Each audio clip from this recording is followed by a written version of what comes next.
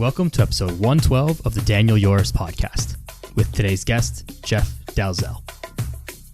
Let's go. Welcome back to the podcast, everybody.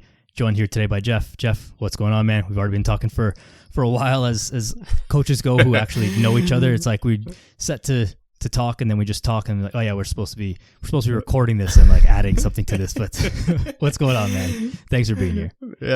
Yeah, man. Thanks for having me on. I'm excited. Yeah, we're 20 minutes into a conversation. It's like, oh, this probably has some value to other people. Yeah. We should just hit the record button and let's go. Jeff and I met, just for context, people who listen to the podcast have heard about the Raise the Bar event and all that stuff. Jeff and I met at that event. Happened to sit beside each other, mutual friend, Big John. So that's how we met and that's how we got here. So Jeff, let people know who you are and what it is that you do and however it is that you like to introduce yourself. Yeah. Name's Jeff Dalzell. And I train people in New Hampshire, in the United States, north of Boston, for those of you who don't know where that is. I do some small group and some one-on-one training in person. And then I also online, this is where I predominantly spend my time, coach parents with young kids oftentimes which is me. That's my current state of life on kind of how to lose weight and keep it off in the midst of the craziest season of life, to feel confident and kind of back to the pre-kid confidence levels. Crazy season of life is definitely correct. Obviously, I have no personal experience with it, but you've got 3 very young kids, and that it seems like an impossible task to be able to handle for me. But I mean, I'm sure there's strategies and obviously ways you get around it and figure it all out. But like, never mind fitness. I'm just talking about like life and how you get around that. So, I mean, kudos to you for that and for showing the way for people, because it's obviously not easy. How old are your kids again? I know you talk about this, but I can't remember. They're all very close in age. Yeah. So my son literally just turned 3 2 days ago. And then I have twin. They're almost 18 months old now. 17 months old? A year and a half old twins. So a boy and a girl. That was a fun surprise pregnancy, and then the double surprise of twins, which is always for so long we had no keeps issues, you on your toes. And now we're somehow just losing the feed. This makes no sense at all. Oh, I can hear you now. There you go. You're back. Yeah, I was just saying, how is it possible that we were talking for so long, no issues, perfect quality, everything, and then we start recording, and then it's glitching on us? But that's fine. I'll just try and clip that out or whatever. But anyways, you were saying. Yeah, so my son just turned 3 2 days ago, and then I have 17-month-old twins, a boy and a girl. So they were a little bit of a surprise pregnancy, and then the bonus surprise of twins. So I can't say I have 3 under 3 anymore, that I was saying, but basically still there. Pretty yeah, close. so it's Close three little children. Yeah. Well, I'm sure it is beautiful, but also a challenge for sure. So a lot of people don't have kids like me, but we all have things that pull at our time, and we can sub in a child for your business, for your social life, for whatever. It's obviously not the same, because you can just choose to like not go out on Friday night and be fine. You can't just choose to ignore your kid for a day. But what are some of your strategies? Like, how do you set up your own schedule so that you're able to still take care of yourself while also taking care of your kids and all the other things you got to get done? Yeah, I think the things that you talk about are common across the board, which is it's a matter of identifying priorities and identifying a hierarchy of things. So for me, especially when I talk to parents, but I'm a more effective parent. I'm a more effective coach. I'm a more effective friend, business owner, anything like that, when I'm also taking care of myself. And parents, it's really easy because we just pour out, because no matter what kind of energy you have, kids want 100% of you, and life wants 100% of you in whatever situation you're in, whether it's kids or otherwise. And so when you're pouring from an empty cup, which oftentimes is the case if you're not taking care of yourself, then that's where you start to become not the parent that you want to be or the person that you want to be. And so for me, it can feel selfish at times to be like, oh, it's self-care, quote unquote self-care. And this has kind of become a little bit of a thing. And now it's a little bit kind of taboo in the other direction. But prioritizing yourself is actually allows, at least prioritizing myself allows me to be more effective for my kids and for my family. And so that can be something as simple as, all right, hey, I got to block this workout time off for myself. I got to block off time, in the evenings. I got to block off time to go spend some time with friends, to have time with my wife. We try to do a date night every other week, as best we can. Sometimes babysitters fall through, but those types of things are not just like, oh, there's not an indulgence. It's a necessity, because they very easily can derail you. And so there was a season where I woke up at 4 a.m. every single day in order to get a workout in, because this was a year ago, because of how my schedule laid out. That was when I knew I would get an uninterrupted hour to work out, and on the days that I didn't work out. So it's not like I was working out 3 days a week, but on the days I didn't work out, it was time for me to read or have quiet time or to do some work or whatever it was that was an important piece of it. But then coming back to priorities, it was, all right, when it's expecting the inevitable disaster, there's something about kids, like I can have a schedule, but that gets pretty much blown to hell every single week. Like as an example, normally my kids are with, the twins are, I don't need to get them until 4:00 on Tuesday when we record this. I have to go get them at 3 today. So that's an hour that I was expecting to have that I wouldn't have because of whatever reason. So expecting that, and then having, all right, where are the things that I can shave off from my schedule that aren't? And so kind of picking the necessities, and when I build out my schedule and taking care of myself, whether that's a workout, whether that's just time to read or, go for a walk or spend time with my wife or a friend, putting those in as also non-negotiables, and recognizing that, hey, maybe my business doesn't grow as quickly as I might like it to, but prioritizing that time for myself so that I can then prioritize my time with my kids. And so it's the needs and the urgency, the degrees of urgency, I think, is how I do it and how I talk to most of the parents that I work with, because you can't do everything. Yeah, I think there's a couple good things you said there. One of this concept of like just prioritize and execute, where because you don't have a lot of time to just waste, and if you want to get really philosophical, none of us have any time to waste, but you don't have any time. You don't have any time to just do nothing and just kind of hang out and push things off forever, indefinitely. So you've got to think about what's the most important thing. I've got 2 hours of time. What can I actually get done in this time? And then just make that decision, do it, get it done. Because you know that later on, you're not going to have that time. And so you've got to be spending time with the kids or whatever it is.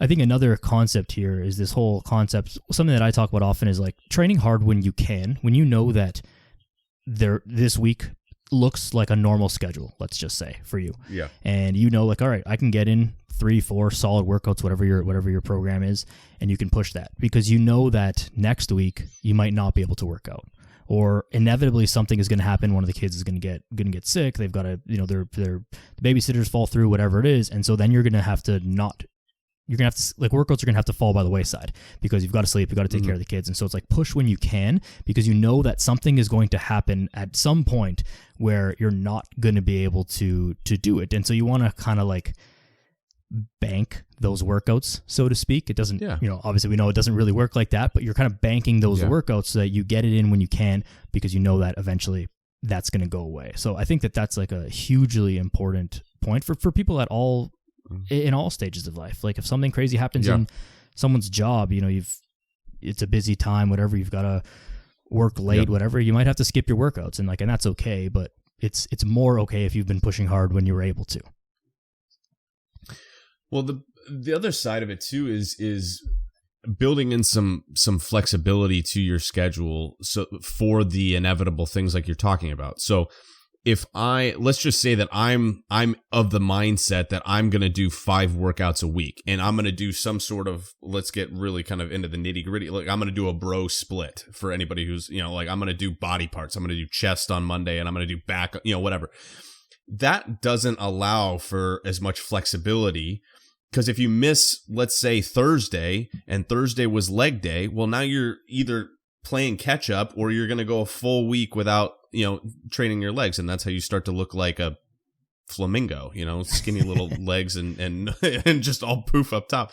But building in flexibility to your workout schedule and into your workouts themselves, so that all right, I can't. So this was a best example I can give for this is when my twins were just born, and like this is as tired as of a life as I've ever been, where up middle of the night multiple times, and then the challenge that nobody tells you about when you're having one kid versus multiple kids. One kid, and again, this is one kid, yeah, you're up in the middle of the night, but then you can nap during the day when they nap.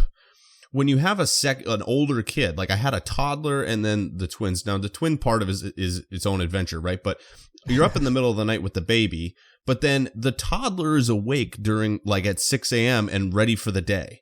And so then you can't nap during the day because you got to be toddler parent. Right. And so as tired, and so I'm sneaking in during this time. Like if I had 15 to 20 minutes to get a workout in, that was a good day. And so the ability to be flexible with your schedule. So total body is probably the most flexible, because you can put that really whenever. And if you miss a total body day, you just miss it. Not a big deal. You haven't derailed your schedule, but also being able to put it together in such a way that I'm going to pick 4 exercises and put them together in a circuit. And I'm going to do it as many times as I can until the kids wake up.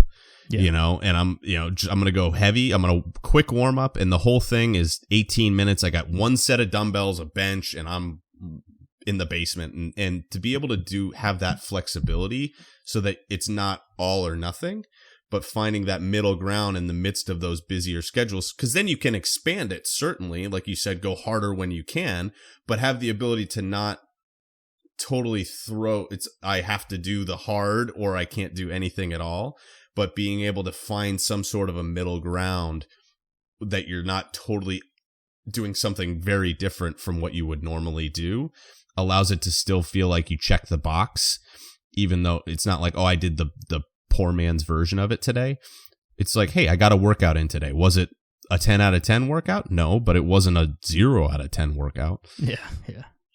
Yeah, no, I love that. It can be challenging to be that flexible. Like it's, I guess, easier for us to say because obviously we have a little bit more knowledge than the average person about training and how to organize workouts and all these things. Mm-hmm. But I think this is one of the reasons that I love podcasts, is because it allows us to like discuss this nuance where you might see a post that is like going really hard, and I'm certainly guilty of it, and not going super hard, but going hard enough on like, you got to have a workout program, have your goals, like have your programs written out and your exercises and all that stuff. And I think you should have that for the most part, but at the same time, it depends on your season of life. If you know that like there's no chance that you're going to be able to get 4 workouts in on a consistent schedule, like an hour or hour and a half in the gym every day, then that program has no impact on you. And so at some point of your training journey, when things are getting crazy, the point of your workout program can be just to get in the gym and move. Like that is also okay, and that can be a goal for a certain period of time when things are going nuts. But you've got to also be able to think about that and have a strategy around that. And like, okay, what equipment do I need? Because maybe you got to do it at home because you don't even have time to get to the gym. So is it a set of adjustable dumbbells? Is it a barbell? Is it a set of kettlebells? Whatever it is. And like, what 4 or 5 exercises can I do in sort of a circuit fashion? Like, what's your go-to little mini workout that you can do at any time on a moment's notice and just squeeze it in? And it's important to have those things. So I think that's a super, super important point and a really good tip as well. Do you use a lot of the like complexes, like a dumbbell complex or a barbell complex, or you use those often? I'm not a big one for like, you're talking like 2 moves in like a squat to press kind of thing, or I see what you're saying. Okay. So, or a complex, like, all right, hey, you have a barbell and you're going to do a set of overhead press and then a set of front squats and then a set of, bent over rows and then a set of RDLs or something like that. Yeah, I don't like same weight, keep the bar in your hands. Yeah. Don't put the bar down, do it for 6 reps of each. And then that's the round and then call it. I have done those before. I've done them personally. I've had clients do them. I tend to, not do those as much. Just because one of those exercises oftentimes is going to get shortchanged, because the weight that you're going to use to press up overhead is probably not an appropriate weight for you to dumbbell squat. Yeah. But I do try to group together exercises. So like for most of my clients, I tend to do like trisets. So you got a lower body exercise, an upper body exercise, and a core exercise as an example, or a carry, right? So and then you just do 2 of those, and that's a workout. Or we do a giant set if you press for time, and you just take out one of the core. So again, to do like as an example, right? You do Bulgarian split squats with your foot on a bench. Then you go to that bench and you do, dumbbell bench press, and then you get down on the floor and you do a side plank. And you just kind of go 1, 1, 1, and then you rest during it. So your legs are resting while your upper body's working, your heart rate's going and things like that. And then you do the other side of your body for the second grouping. So so it might be the same set of dumbbells, or it might be 2 different ones or whatever, things that you can adjust appropriately. And so when I'm doing it, if I'm doing a giant set myself, particularly if I'm at home because I got a set of adjustable dumbbells, I try to pick some exercises that tend to be where I don't have to go reset, but it's not like, I can't put the dumbbells down. So like if I'm going to do, a giant set over, all right, I'm going to do a push, a pull, a squat and a hinge and a core, I'm going to try to pick those 4 exercises that are going to I could do the same dumbbell for all of them. Yeah. And I think that's such an underrated part of programming. It's just like figuring out how to use the same equipment. And logistics, exactly. Even like forget about time constraints and all that stuff. Like if you're in a busy commercial gym, you can't be dumbbell bench pressing and using like the lat pull down machine in a superset, because you'll never be able to keep those two pieces of equipment. You're gonna lose it, and then your whole program is thrown off. You're wandering around, you're holding dumbbells, but like walking around like that. That's a thing that has to be considered. So like it's a great if you had a empty gym or a private gym or whatever, like that's a great pairing, bench press and lat pull down, sure, whatever. But like logistics matter a lot. So like understanding those things, and I just think some of the value of having a coach. Like it's like the someone who's thought about these things and understands like gym culture a little bit, and it's like it sounds great to do certain exercises in a row, but then sometimes like it doesn't just work out, and then you're just walking around like a deer in headlights around the gym. So I'm happy that you almost called me out on the go ahead. And also to have the flexibility to understand, all right, if I was planning to do lat pull downs, what do I do instead? Right, to be able to have the alternatives for that, so that you're not married to this one thing, because sometimes that happens in a popular gym. Sorry, I didn't mean to cut you off.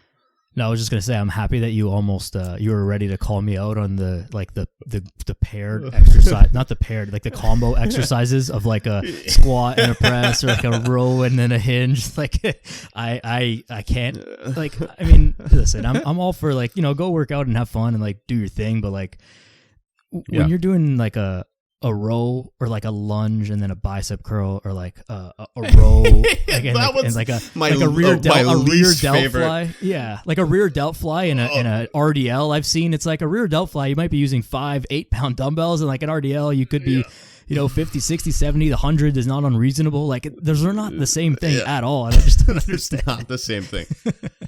Now I'll do. Like literally right now in a team training type cardio class that I run and I write the program for, one of the stations is a landmine squat to press, but it's a cardio version of this exercise. You're doing it for 30 seconds. This is not, you're not overloading your squat and you're not overloading your press. This is a complex movement that's really the design of it is to get your heart rate up, which if that's the purpose of it, by all stretch of the imagination, but you're doing a lunge with a single bicep curl weight, you are underserving your lunges. Like you're not getting any better. Like there's no point in doing the lunge, and you're probably underserving your biceps because you're not in a stable position to be able to do that.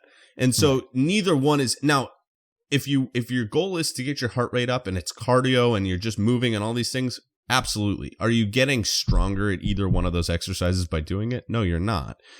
And this is the world that we live in on social media, is that you try to put stuff out there that looks cool and is novel, when real training and making progress requires just doing, as Ben Bruno famously said, the same 15 to 20 exercises over and over again until you die. Yeah. And just getting better at them slowly and surely. But it's not like, novelty is fun and great, and it's nice to throw some stuff in, but yeah, you're not getting, like, I'm not banking on anybody growing their overhead pressing ability by doing these squat to presses in a metabolic circuit fashion.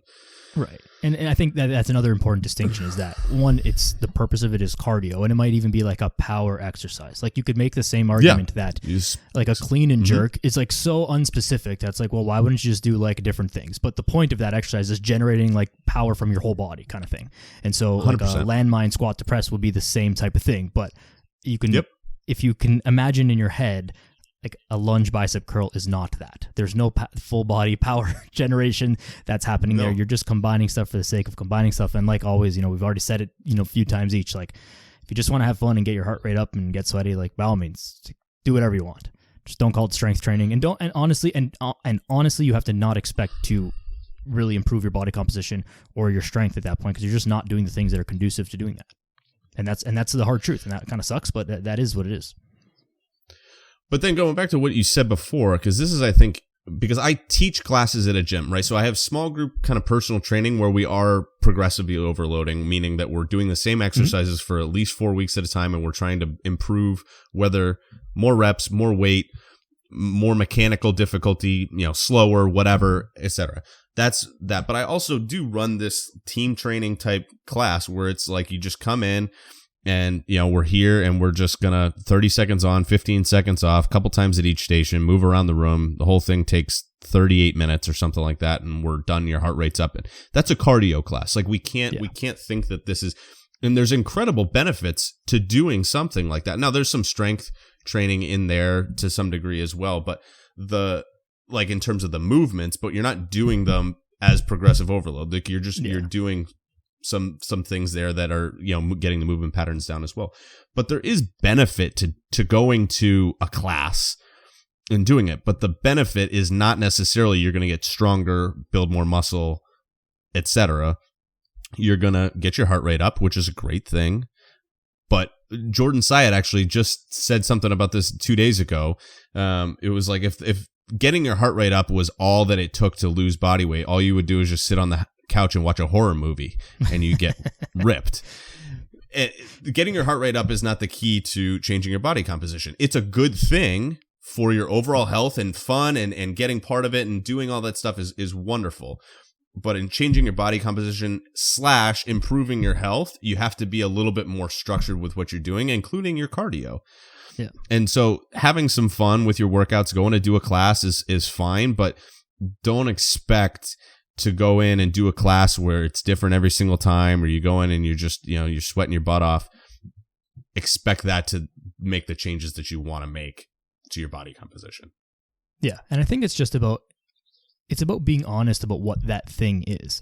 And this is not the fault of anyone who attends these classes, because it's not your fault that you don't know about physiology and exercise physiology. Like, how would you be expected to know that the same way? I don't know anything about someone else's job. I don't know anything about law or accounting or whatever. But then this actually goes back a lot to, something that kind of like Don Saladino and Luca, a host of our, were talking about, where you got to kind of embrace the fluff of marketing a little bit, but also not lie. And so it's like, if you're running a group class and you're marketing it as like, get as strong as you've ever been, like do all this, like change your body composition, like all this stuff by just doing this. It's like, okay, I get what you're trying to do there. And like, if to someone who's been doing nothing, just sitting on the couch eating potato chips, absolutely going to that group class is going to improve their strength, because they have basically no strength or no physical attributes of note, performance attributes of note rather. So for sure, for that person, it's going to help. But for someone who's like just a little bit more advanced, it's not getting that. So it's like, we got to be careful about this, like being fluff and marketing and selling ourselves, but also not lying to people and giving people false hope. Because that's the thing that I imagine about those kind of classes. If you enter that class thinking like, all right, I'm going to get jacked, I'm going to be like, I'm going to gain a bunch of muscle, I'm going to be super strong, and then you don't get that. Doesn't that set you up for disappointment? That's kind of just where I think, but maybe I just don't have enough experience with it, so I'm not sure. No, I think that that's the case because you can also look at people doing these classes who are in great shape and think that that's how they got there. So I think about this when I was having a really hard time staying consistent. This is probably eight years ago. I don't know if you ever did or familiar. I'm sure you're familiar with Insanity, right? Yeah, Back when in P90X, right? These DVD things. That was the thing when I was in college, just trying to figure out how to stay in shape. And so I would do this, and you're like, you see all these people doing it, and they're all ripped, right? Yeah. They're ripping their shirts off, and but you have to. That's not how they got there. Yeah. They can do those workouts because they're in great shape, not the other way around. So you're going over and you're like, how the heck are they doing this? Well, they're doing that because they're really strong. And it's the same thing with the stupid stuff that we see on Instagram all the time, the exercises that people think. So I don't know if you remember, this is one that pops into my head, but there was a video of Derrick Henry, who's like wicked, one of the best running backs in the NFL. This is probably 2-3 years ago. It was like a video of his summer training, and he's doing a push-up on a band stretched across a rack. So his hands are on the band, his feet are on a Swiss ball, a physio ball, and he's got 3 chains on his back, and he's going down and doing a push-up. So this is now, he can do that, not because he's trained to do that, but that was probably just like, let's just see what you can do today. But he could do that because he's probably done a gajillion regular push-ups in various degrees of difficulty and dumbbell bench press and all of these movement patterns and stabilize his core through good exercises. And this was just like let's see something fun for the internet. It's not how he got as strong as he got to be one of the best in the NFL. He can do that because he's in good shape. That's not the mechanism to getting in shape. And I think we can do the same thing with group classes, is we can think that the people in there who are in really good shape got there because of those classes. And some of them might have because they did, whatever. But the vast majority of people are in shape because of other things. And that's why they can do the class and look the way that they look. Yeah. I think a good story about this, John Goodman has told this one, and that's where I heard it because I didn't know it before hearing about it from him. But it's the famous or the infamous photo of the guy doing a barbell back squat standing on a yoga ball or a stability ball. And that guy, I didn't know who he is, but that guy is actually apparently like a pretty good trainer, a decently well-known guy, like a well-respected guy. And he was the same thing, just kind of like fucking around in the gym, just like, let's see if I can do this. And it's like, he doesn't, I'm sure that guy doesn't do that with his clients or anything. It's just, but when you're in shape and you're just doing stuff, sometimes you just play around in the gym the same way kids play around in the playground. Oh, I wonder if I could go off the monkey bars with my eyes closed. Like, it's that kind of thing, like that kids would do, right? And, it's just the adult version of that. And so you mess around and then that picture goes viral and it's like, oh, well, this is so stupid, or this is the way that we should do things. But it's absolutely not any of those things. It was just a guy messing around and ended up getting a cool photo for Instagram or a cool video of Derrick Henry doing the whatever you want to call those type of push-ups and all that kind of stuff. Even like not to harp on this guy, but this guy, I think his name is Joel Seedman. Yeah, I know exactly who you were going to talk about. I knew exactly. Yeah. It's like this guy's training some of the best athletes in the NFL and other sports and having them do all this wild stuff. And it's like, well, they were already strong before they got to you because they've been training since they were 7 years old.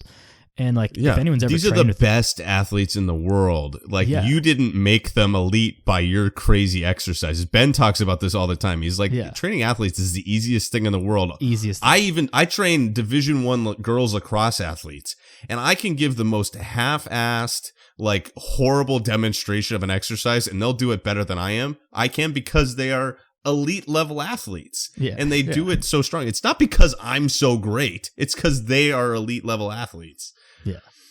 And it's very hard to differentiate that when you see this stuff. It's like, well, how are they doing that? Why are they doing that? Why can't I do that? It's like most people cannot do that. Like 99.9% of people cannot do those things and shouldn't do those things. Arguably, those athletes shouldn't even be doing those things just because of like risk of injury. Like, if they get injured, it's not like, oh, they hurt their finger and it's like a little bit annoying. It's like they lose out on lots of money, and it's a Millions of dollars. way bigger impact. So they should really be sticking to more of the basics. Almost training athletes is almost about making them not get injured rather than not. Like Derrick Henry doesn't need to be any stronger. He is plenty strong for his role. He needs to be healthy on the football field and not get injured as to 100%. The best of his ability. Like him adding 50 pounds to his squat is like going to have zero impact on his ability to play the game of football, right?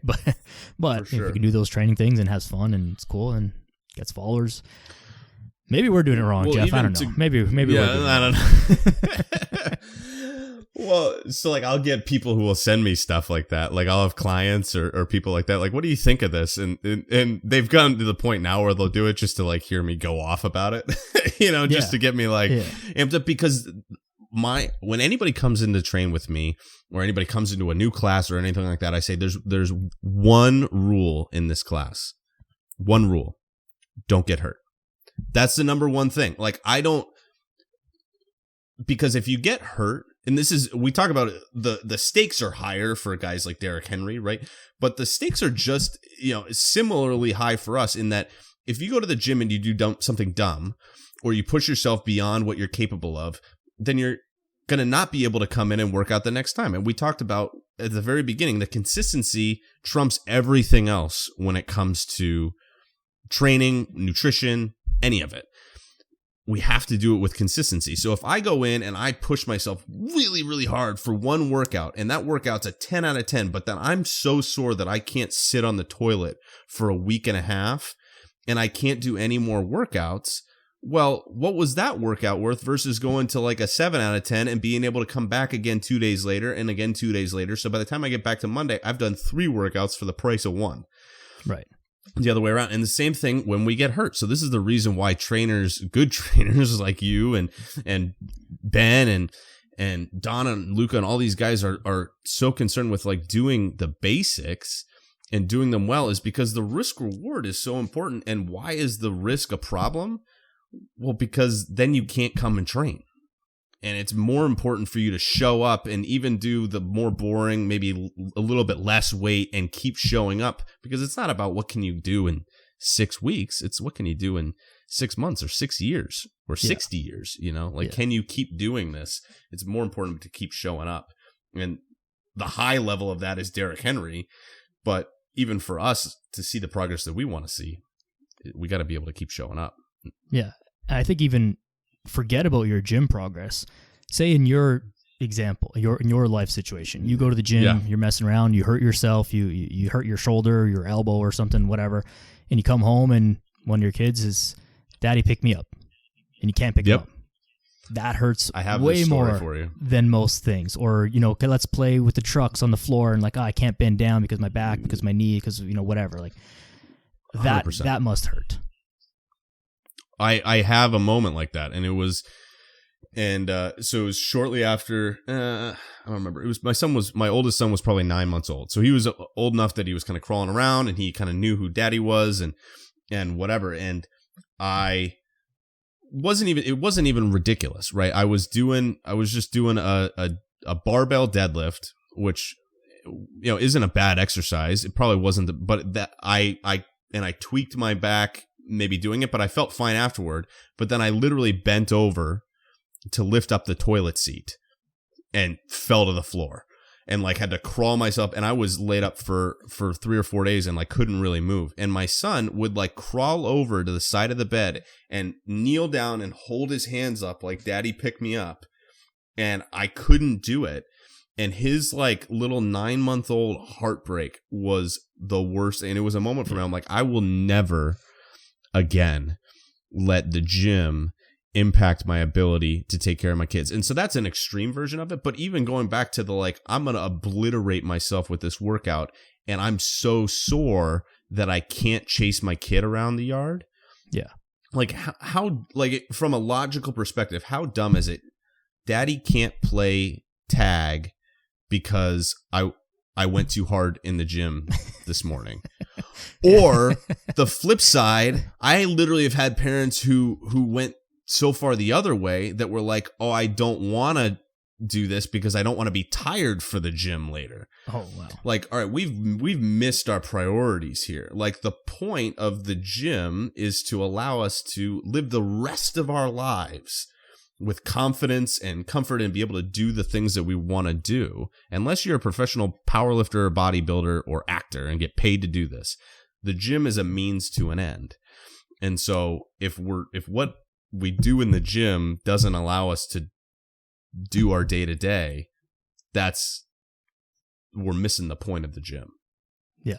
Well, very, very well said. And of course, I totally agree. I think even in the middle of that, where you've got people who are using the gym as a reason why they can't, I think what's probably more prevalent is people who don't exercise and are so far out of touch with their fitness and health that even the thought of running around the backyard, chasing the kid, climbing up the play structure or whatever is like not an option. It's not that they just can't do it. Like, people haven't run since, grade 8 recess and they're 35 years old. Like, that's a long time to have not run or like moved your body or even just played in some way.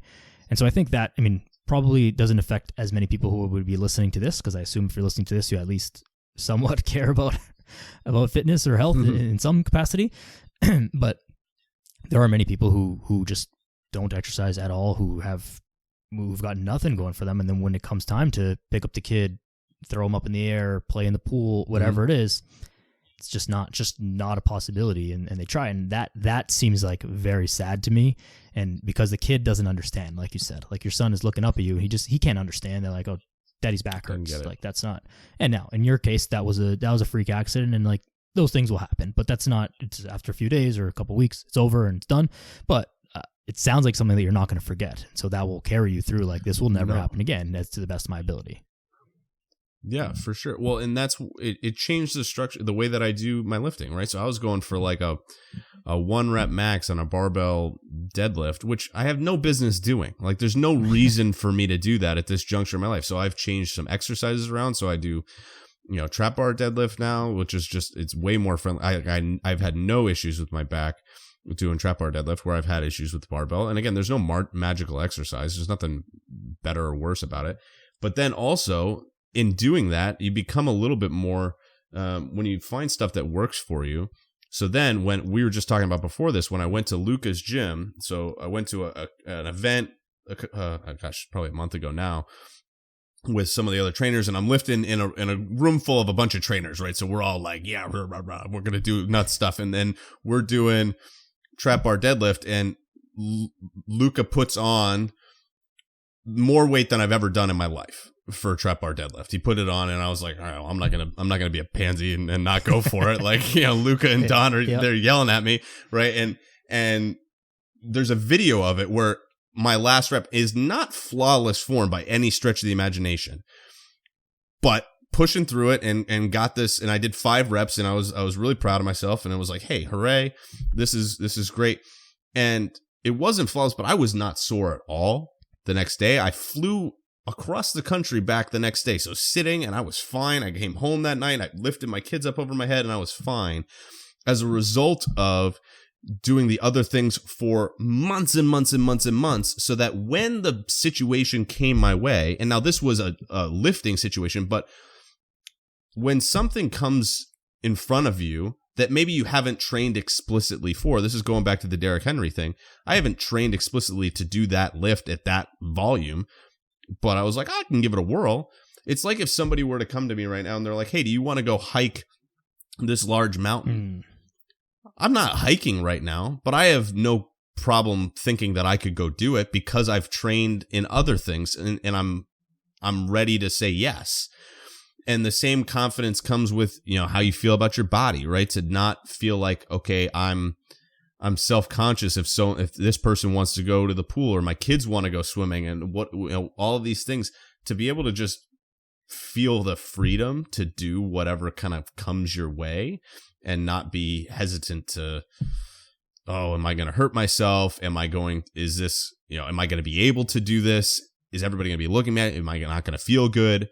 All of these things that are the voices in our heads, that's why training and taking care of yourself can allow you a lot more freedom to just enjoy those different moments that come through your life. So it's one, not the sad things of like, oh, that's a bummer, but also the opportunities that come your way to like, I instigate it right now with my kid. I'm like, run away, kid. I'm going to chase you, you know? And he's like, Daddy, let's go.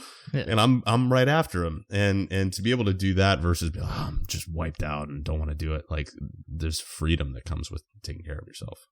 Yeah. Yeah. Beautifully said, man. It's like you're able to just live your life however you want it. And if you're not into hiking, you're not into like swimming or, you know, whatever, I don't know, snowboarding, if you're just not into like those activities, like that's fine. You don't have to do those things, but it's nice to have the option to be able to physically do those things and to say no versus wanting to do those things and then be like, I can't, it's my back, my weight, I'm self-conscious. I physically just can't do that activity or whatever. Like it's a really tough place to be to not be able to do that. I had that experience when I had like a huge knee surgery like 8 years ago. Now, of course, this was only for like a short period of time and I was going to get better and whatever, but there was like a whole bunch of stuff throughout that whole summer, like including going to the bathroom by myself that I just couldn't do. And like, that's a horrible feeling. And so, you know, you extrapolate this further down your life and you want to be able to run after the kids and all this stuff. But like, do you want to be able to put your clothes on by yourself? Like go to the bathroom by yourself, get your groceries inside the house. Like it's very hard for people, I think, to start to think about that when they're 50, 60, 70 years away from that happening, but it's going to happen. And if you don't start now, like, yeah, sure, you can start strength training when you're 80.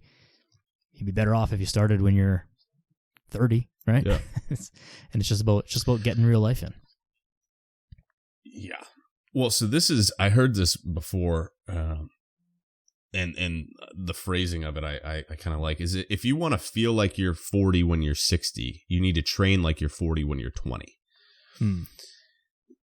So the idea of like, we think that when we're younger, we can just beat the hell out of our bodies.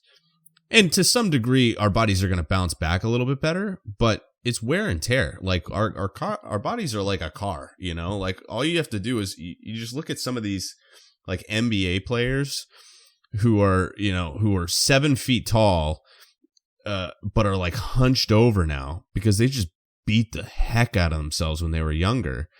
And this, you know, the guys that played in the 80s and the 70s who didn't know anything about taking care of themselves, they just beat them into their knees are shot, their ankle, you know, all these things. And we get, I train people that are older and everybody gets wear and tear on it. But if you're doing things that's not just berating yourself for a long time, then you're going to be able to feel that confidence going more as you get older. And the other thing that you said that I thought about, so the flip side of it is, and we kind of touched on a little bit, is the confidence side of it. Like, hey, do I feel okay to go do this? So I had a mom tell me this. Actually, I've had multiple parents tell me this, but she wouldn't go into the pool or the beach or the water with her daughter because she didn't want to be in a bathing suit. So she would sit and she would just kind of watch. And so now her daughter doesn't even ask her anymore. She only asks dad because she just assumes mom's going to say no. Because mom isn't confident enough to go into the water. And so that's there's the physically unable to, but there's like the I don't feel good about myself because I haven't been doing all these things. And they're not alone in that. Like, I'll choose to go do different activities because I don't want to do XYZ, or I will do it, but I'm not going to be fully present with my kid because I'm thinking about how I look. And so that's where you're either not doing something and it was Molly said this. Molly Galbraith said this at Raise the Bar. She said, I forget the statistics, I should pull it up, but it was like something like 80% of women choose not to do activities because they're self-conscious about how they look. Meaning 80%, and this is true, I think, for men as well, but maybe we don't, manifest it in the same way. But we're missing out on our life. We're foregoing our life because of how we feel about ourselves. And the consequences of that are devastating. And especially when the woman cried when she told me that story. Yeah, absolutely. I mean, that's a heavy story to hear. And I think like whoever she is, pat on the back for realizing it and admitting it and doing something, I presume, to work on fixing that or improving that in some way. But that's heavy because that kid is not ever going to forget that. And it's not even, it's just one of those subconscious things that the kid realizes or picks up on. It's not that they know why or how or whatever. It's like they just, mommy doesn't swim. Okay, well, swimming is a daddy activity. Oh, and mommy doesn't run around the park. Mommy doesn't this. And so, okay, well, they don't understand why. They just understand that you don't do it with them. And that's heavy. And that would have wide-ranging consequences, I think, and things that we might not even realize that would have significant or possibly significant impacts on their actual life as they grow up and become adults.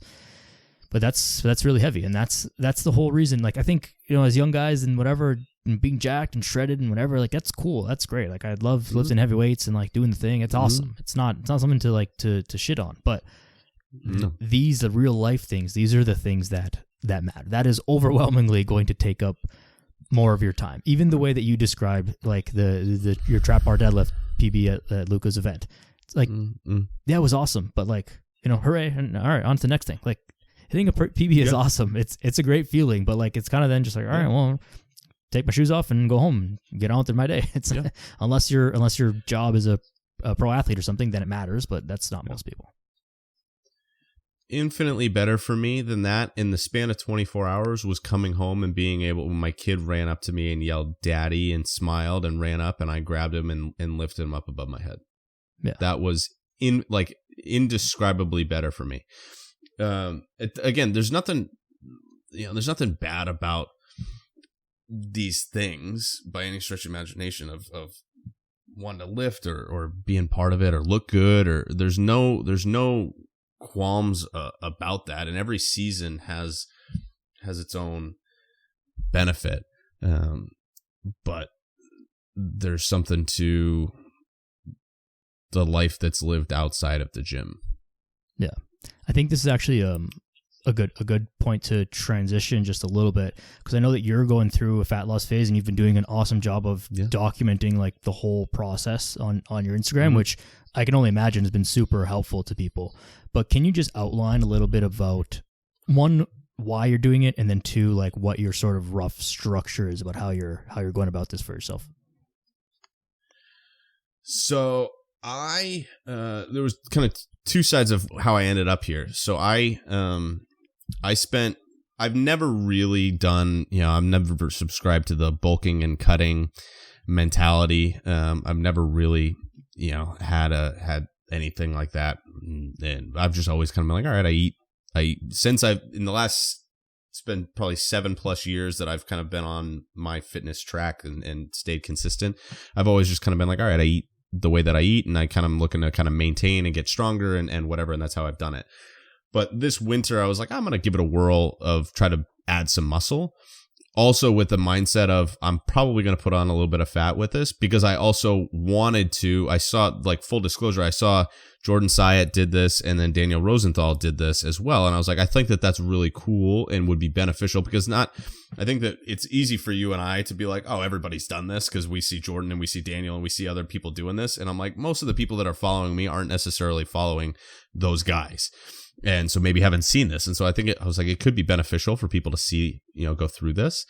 And then also I want to see what I can do for 6 months and put on a little bit of muscle and eat a little bit extra food. And then also it was just a nuts time. And I just kind of was, a bunch of sick kids and everything else. And so it was maybe a little bit more fat than I maybe anticipated putting on, but I ended up, and I don't really weigh myself when I did that. So I ended up, it was probably 10 to 12 pounds above where I normally live at.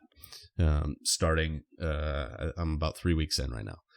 And so in the process of doing that, wanting to kind of then lean back out, I don't necessarily have a target goal weight. I don't necessarily have a, body. Somebody asked me if I'm measuring my body fat percentage. I'm not doing any of that. I'll just know when the biggest indicator for me was, I was like, all right, it's probably time to turn this around. Is you and I were trainers. I live in sweatpants most of the time, or jeans, like stretchy jeans. But every 2 weeks, my wife and I go on a date night, and I put on some real pants, and those have a little bit less give. And when it was starting to be like, these are getting a little snug. Every 2 weeks when I put these on, all right, we probably want to start to go the other direction now, because this is starting to get a little uncomfortable, and I'm not going to go buy new pants. So that'll be an indication too. Is like, hey, when those are fitting better and comfortable, then I'm ready to rock and roll. But it's just to feel kind of confident and run around the pool with my kids. Not that I don't necessarily right now, but also to document it. Yeah. So that's kind of what got me started on it. And then I actually did a similar thing like a couple years ago. Again, I did it a little bit more extreme, which I somewhat regret, because I went up like almost 30 pounds and then dropped that all. So that was like a lot. Like, I'm not very not the tallest guy around, so like 30 pounds. No, that's a lot of weight for. Is a lot. That's a lot of weight on your frame. Yeah. So I mean, it was interesting, but then same thing, documented like the process of getting it all off and how it all went, and I agree. I think that, I got a ton of good messages, and still now get some messages about that, and because I think it's good to show that, like, hey, you can do this, and here's how I'm doing it, and all that stuff. What is your process like now for losing the weight? How do you have your diet and training and stuff set up? Yeah, so my training is basically the same as I was doing it before. So right now I'm in a stage of life where I can commit to 3 workouts a week. So I'm doing 3 strength training workouts a week. Right now I'm on a split, which again, I wouldn't necessarily recommend for most people. So I'm doing a push-pull leg split. That would not necessarily be my recommendation for most people, but I've been training long enough that I can do it. And I know that I'll get those 3 workouts in. I have an optional 4th, which I get once or twice a month. And that's just like a little metabolic kind of cardio circuit with some arms thrown in for kicks and giggles. But again, if I get that in, great. If not, no big deal. So that's from a training side of things. From a movement side of things, again, I'm not a big tracker of my steps. There's a bug flying around here. I'm not a big, I think that it's great, but this is the other part. Like, there's things that I would have somebody do, but I've done it long enough that I know what it is, but I know that I'm hitting about 8,000 to 10,000 steps a day. And again, I don't care too much if it's 8 or it's 10. Like, some days are going to be high, because some days are going to be 12 and some days are going to be 6. I'm kind of averaging there with movement. And then from the nutrition side of things, I'm not a big tracker. The way that I do nutrition, I'm not against tracking by any stretch of the imagination. I think that everybody at some point should track their calories in some way, shape, or form, because oftentimes we are unaware of how much we're eating. So I know what it is that I'm eating basically by looking at it, because I've done it for as long as I have. But what I do for most people is I don't start with tracking.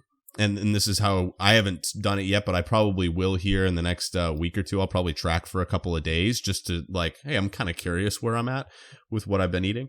But I basically just take what I've been eating, which was so for me, when I think about maintenance, if it's maintenance is here, if I eat this way and I know I'm going to stay about the same, I can either dial that up or I can dial that back by either I'm going to eat bigger portions, or I'm going to eat higher calorie swaps. That's going to go up, or I'm going to go the other way. So I'm going to go a little bit lower portions and I'm going to do a little bit lower calorie swaps. So the best example I can give is my breakfast. So I basically eat the same breakfast almost every day because it's delicious and it's easy and I don't have to think about it. So I do oatmeal with cinnamon and frozen blueberries, and then I do an egg scramble with hot sauce on it. So when I was in my trying to build muscle phase, I was doing 6 whole eggs for that scramble. Normally for me, I'm like a 3 or 4 whole eggs with egg whites is like what maintenance is for me. Right now I'm at 2 whole eggs and like 4 egg whites. So it's kind of that dial is all that moves, really. So in the change from 6 whole eggs down to 2 whole eggs and egg whites is somewhere in the realm of 350 calories. So that's a swap that I made out, right? So I'm adding protein in, I'm making some of those swaps, and then I'm choosing lower calorie options where possible. So and a little bit smaller portions. So another example that I give is take a staple dinner for me in my house is we'll do like steak with roasted sweet potatoes and broccoli. When I was putting on some muscle, I was doing probably 3, I don't know if you've done the precision nutrition cupped handful, right? So 3 cupped handfuls of sweet potatoes on my plate.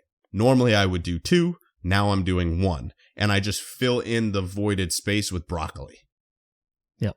So when I was in the muscle building phase, probably a third of my plate was the steak.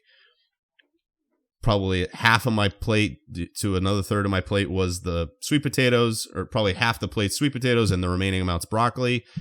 It would be a third if I was at maintenance, and now it's probably a quarter. So it's just a little bit less. I'm eating the same foods, just a little bit less in that way.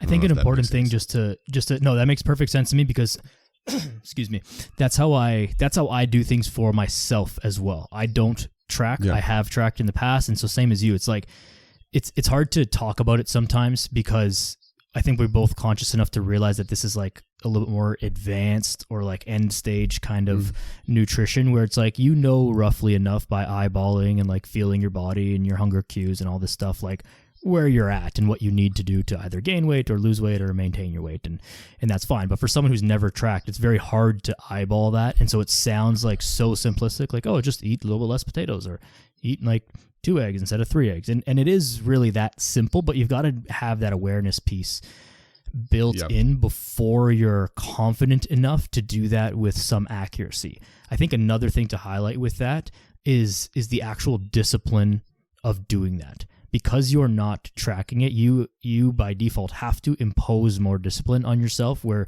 you stop that scoop of potatoes at the 1 cupped handful rather than, it's 1 and it's 2. It's fine. I'm not tracking it. I'm not writing it down. It's, that's okay tonight. Yeah. And like, that would be okay if you didn't want to lose body fat, but you do, so therefore it's not, right?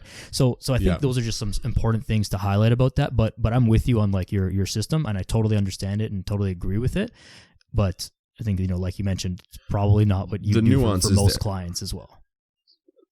So, but again, building toward it premise-wise is this way. What can we do in order to get to that end goal with a workaround? So it's think about what am I going to add versus what am I going to take away. So if I think about my breakfast as an example, I want to add, usually for almost everybody, is I want to add more protein or I want to add more vegetables or both, right? If you're adding those things, most people are chronically low on those things. So if I look at my breakfast, right, I want to add some protein to my breakfast. So let's just say, for instance, that I'm eating Frosted Flakes for breakfast. I'm just eating a bowl of Frosted Flakes. Well, instead of saying, all right, I gotta go from Frosted Flakes to Jeff's breakfast, that's a large leap, and oatmeal is gonna taste like paste to you. So we have to do this intentionally and segmentally. So I'm gonna first thing is I'm gonna add protein to this. So I'm gonna add a source of protein, whether it's a protein shake, it could be eggs with egg whites, it could be Greek yogurt, it could be cottage cheese, whatever, hard-boiled eggs, whatever it is that you want. I'm going to add it. So I'm going to eat that with my Frosted Flakes. That's step 1. Step 2 would be, all right, once I'm getting enough protein, then I'm going to maybe start to do some lower calorie swaps kind of along the spectrum. So if I'm eating Frosted Flakes, I can't go all the way to oatmeal. That's a long way away. So I'm going to go from Frosted Flakes to maybe Wheaties with some fruit in it. And then I'm going to go to like the instant oatmeal packets that are like apple cinnamon or whatever, and then maybe from there, I'm going to make my own version of it with some apples and some cinnamon. But that's like a week or 2 at a time when you're getting used to it. So now all of a sudden I'm eating something that's lower calories, but it's basically the same breakfast. It's how I pieced it together. This is what I did when I first started, and this is what I do with my clients. Same thing with a dinner. Let's just say that my dinner is steak and potatoes. Let's just say that that's what my dinner is. It's steak and mashed potatoes. That's a pretty common thing. All right, well, I don't necessarily need to add more protein to that. Maybe I get a leaner cut of beef or whatever it is, but yeah, let's just say that I have enough protein on that. Where am I lacking? I'm lacking in vegetables. So let's add some broccoli to my plate. Well, inherently, I then have a little bit less room for potatoes.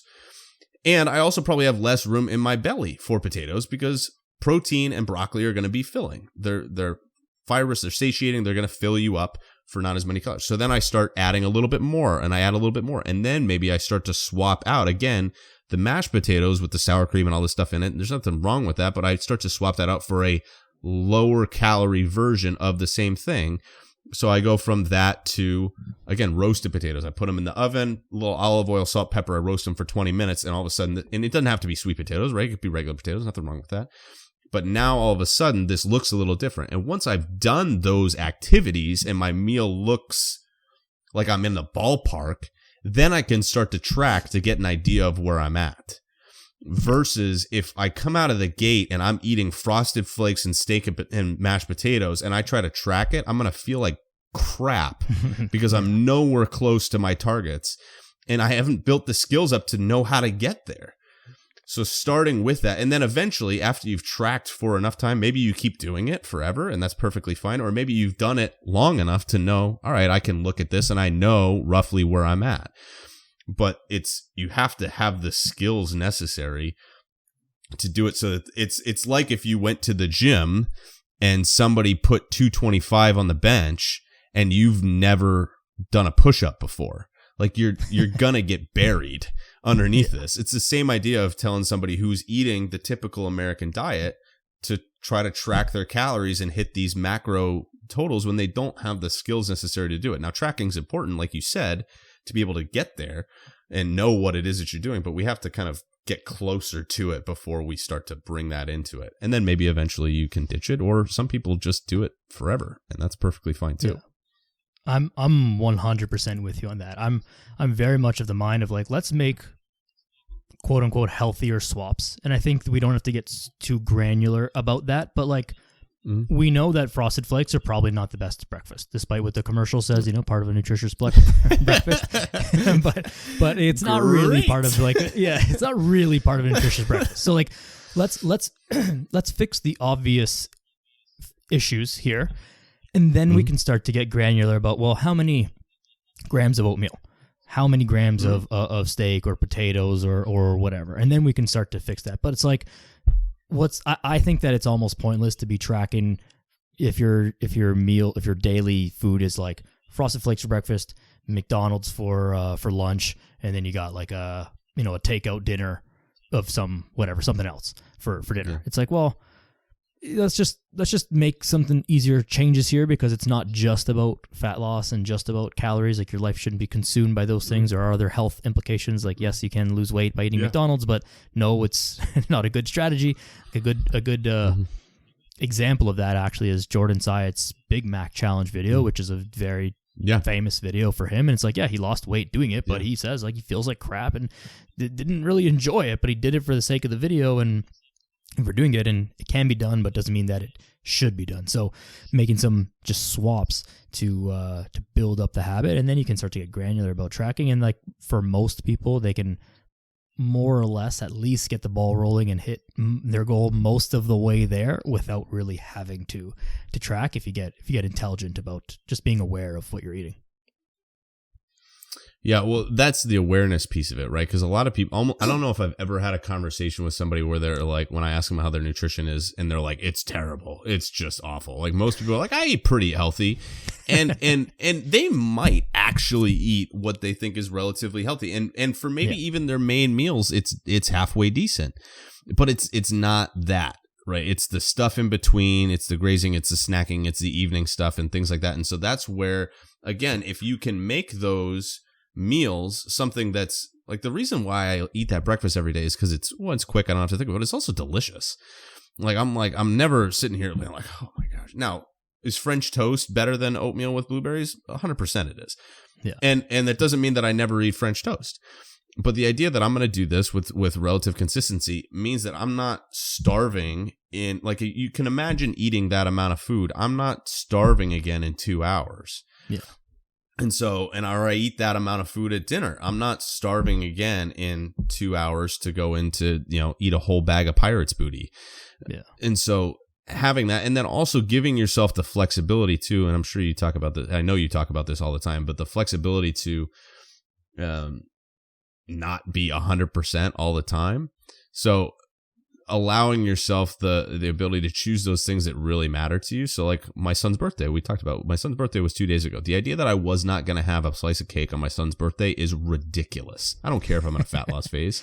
It's absolutely absurd. The idea that I'm going to, go out to drinks with a buddy and order water is ridiculous. I'm going to no, there's nothing wrong with that. Like if you want to get water and whatever, there's no benefit to any of these things, but the psychological benefit of the flexibility that comes from not having to adhere 100% to this is so vitally important. So actually during this fat loss phase, one of the things that I'm doing that is atypical for me in the wrong direction, quote unquote, is I'm drinking more alcohol than I normally do by like 4 or 5 times. Like I might have a drink on those date nights when I go out with my wife, like 2 drinks every 2 weeks kind of thing total. I'm doing like a drink every other night right now, just for the sake of showing that there's no reason. There's like, it's not the thing. It's not the alcohol. It's not it's the what comes with it. It's where it expands out and goes this way. And so when we try to adhere all or nothing, that's in the same way with the gym we talked about earlier. That's where we can get tripped up.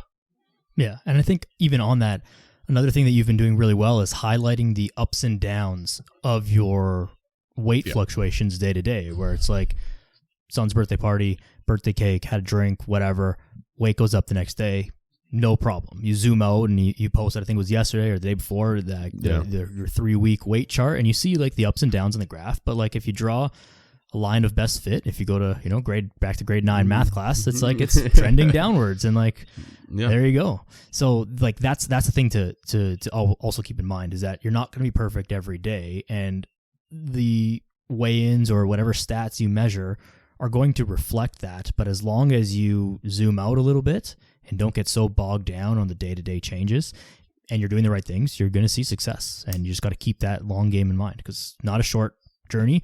And unless you are stepping on stage for a bodybuilding competition or something like that, there's no reason that your fat loss journey can't take an extra week or an extra couple days or whatever, right? If you're stepping on stage, 100%. You're not having a margarita, you're not having a piece of cake and all that stuff, but you're not doing that. So you can do those things, enjoy your life, do your thing, and that's it. And away you go. 100%. Well, and here's the other thing. You can be quote unquote perfect for a day and the weight can still go up. Yeah. And you can be imperfect for a day and the weight goes the other direction. The biggest thing, and it's been fun for me to see, because I don't tend to weigh myself very often at all. But I know that this happens with clients, so it's been interesting to see my body do it. Dude, there have been days where I'm like, oh, I'm totally expecting it to go up today, and it goes down. And then I'm like, all right, why would it have gone down? And then you have to do the like arithmetic as to why this is going. And there's so many factors that can affect that. And I say this all the time. The difference between the highest weight on these past 3 weeks and the lowest weight for me is 5 pounds. But the average weight from week 1 to this week is 2.5.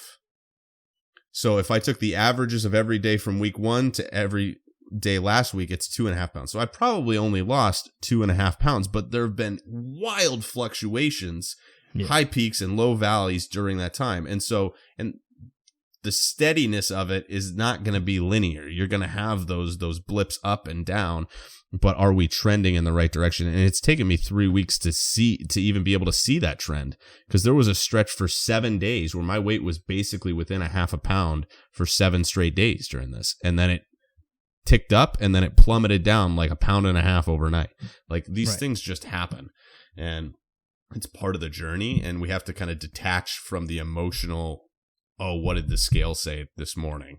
And just be like, it doesn't matter what it said, because I know what I'm doing. And that's where trusting the path that you're on is important.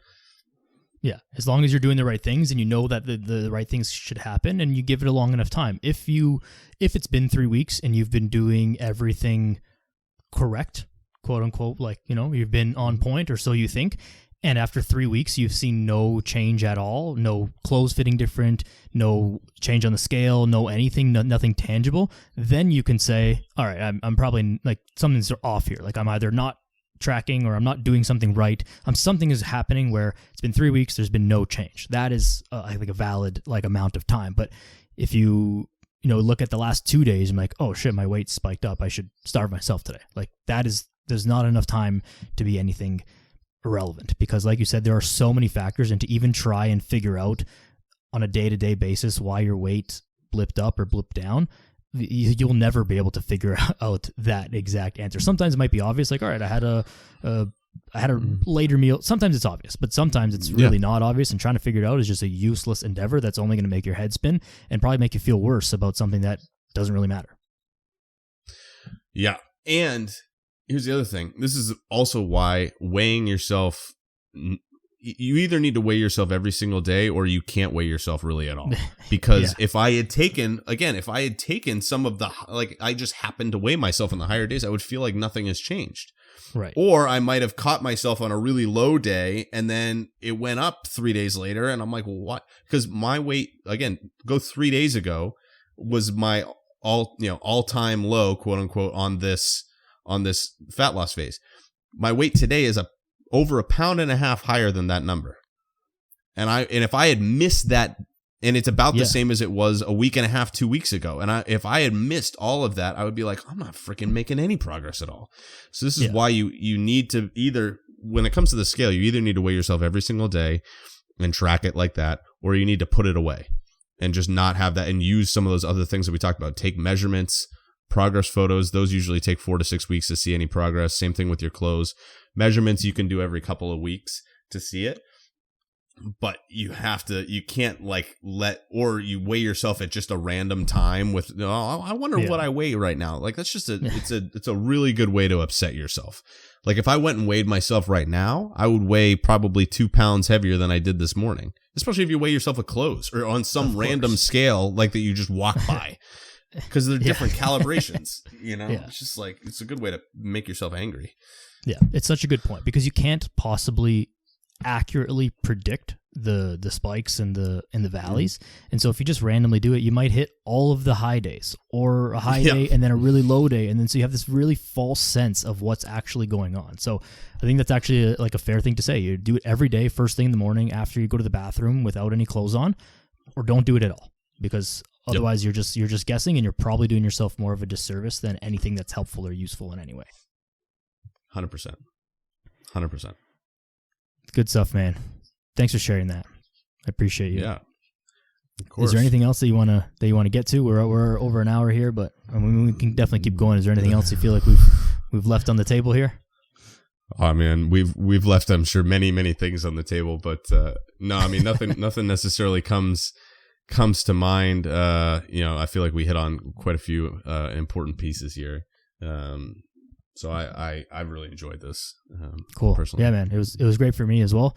I appreciate you. Let people know where they can find you, your podcast, your social media handles. I'll put all in the show notes and stuff, but rattle off for everyone. Yeah. So social media, Instagram, it's Jeff Dalzell Fitness. So last name is Dalzell. And then podcast is the Dependable Dad Podcast. Got to get you on, Daniel. I know we chatted about it and you had a crazy schedule, so going to get you on. Just getting its feet under it, but I'm proud of the things that have the information that's there. So I'm very proud of it. I had some great guests on for that as well. And then I have a community on Facebook for parents, but also there are some non-parents in there called the Fit and Present Parent Community. If you want to check that out, where I post some extra stuff in there as well. Amazing. I will link all those things. I think a good thing for you to know, you may have already know this, but stats on podcasts, I don't remember the exact number, but it's like 80% of podcasts don't get past episode 3, and like 90+% of podcasts don't get past episode 7. So just by being past episode 7, you're in like the top 5% of all podcasts of all time. So, and not that I'm anything special, but I've just heard those stats. It's like, oh, that's pretty cool. So, yeah, that's encouraging. Yeah, because I'm on I think episode 13 or 14. But still, I enjoy doing it. I enjoy being a guest on it. I like having conversations, and I like, exactly like you talk about, to be able to kind of go into nuance that social media does not as well. And I got some things in the works too that I'm excited to do with that. And then also, like we were chatting about beforehand, email list and start to do some guides and some written stuff as well, blog posts, things like that. I like some of the longer form stuff because you don't have to abandon nuance as we oftentimes have to do on social media. And fitness and nutrition and health are nuanced topics, as we have discovered here today. Like we talked about a lot, but we really talked about two things, and that kind of like, fleshed them out. And try and fit that in 2 tweets, Cannot do it, man. Cannot do it. Yeah. Well, amazing, awesome. Man. Well, thank you very much. Definitely lots coming down the pipe that I'm excited for you. Dependable Dad podcast, Jeff Dalzell Fitness on Instagram. I'll link those in the show notes, and many more big boy moves coming up, and dare I say, time to raise the bar. No pun intended. All right, that's enough comedy for me. Yeah. Anything else you want to leave the people with here in closing, Jeff? No, it was great to have you. I hope this was valuable for everybody. Please reach out. I'm very much, and I'd love it if you hear this and you catch it. I would love to kind of have you come along this journey on this fat loss thing for me. It really has been one of the bigger conversation starters and eye-opening things for a lot of people, getting a lot of positive feedback from it, as I know you did as well, for people kind of saying like, wow, this is really opened my eyes to some of these things. And I try to post stuff that's kind of along with it, what I'm doing, and also why I think the scale might have gone up or down or whatever day to day. So, and there's a highlight on my story too, so you can catch yourself up on what's going on. But would love to have you come along and reach out and let me know that you found me here, and would love to chat more. Absolutely. Amazing. Everyone give Jeff a follow on Instagram, Jeff Dalzell Fitness. You will find all that information and more there. Give the podcast a share, a rating, review on iTunes, Spotify, all the places. Helps this message get out there. It helps more people help more people. So that's that. I appreciate each and every one of you. Give me a follow as well at Daniel Yours if you're not already. And that's that. Go outside, be a good person. We'll chat soon.